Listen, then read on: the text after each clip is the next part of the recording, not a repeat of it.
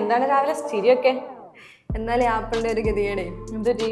പറയുമ്പോ ലോകോത്തര ബ്രാൻഡാണ്, ലക്ഷറിയാണ്, പക്ഷെ അവരിപ്പോ ഇറക്കി ഒരു പൗച്ച് കണ്ടോ, സോക്സ് കീറിയിട്ട് അതിനുള്ളിൽ ഫോൺ ഇട്ടുവരുന്നുണ്ട്. സോഷ്യൽ മീഡിയ തുറക്കാൻ പോയി എന്തോ ട്രോള് കമന്റ് കണ്ട് ചിരിച്ച് മടുത്ത്. അതല്ല, $230 അതിന്റെ വില വരുന്നത്. അത് നമ്മളെ നാട്ടിൽ 20,000 രൂപയ്ക്ക്. പക്ഷെ ഒരു കാര്യമുണ്ട് ഇത്രയും വില വരാൻ.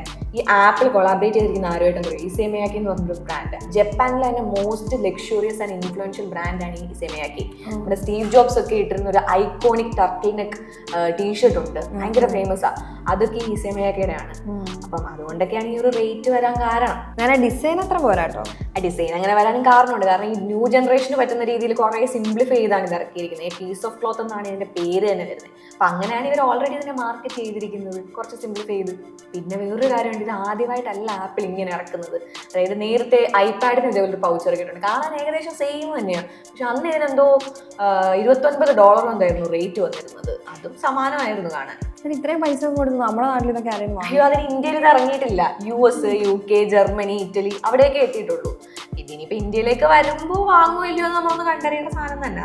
ഞാൻ ലുക്ക് പോരാ, പക്ഷെ പറയാൻ പറ്റത്തില്ല. നാളെ സെലിബ്രിറ്റീസോ അല്ലെങ്കിൽ ഏതെങ്കിലും ഇൻഫ്ലുവൻസേഴ്സോ ഒക്കെ എടുത്ത് ഇത് ഹിറ്റാക്കി കഴിഞ്ഞാൽ സാധനം കയറി കത്തും.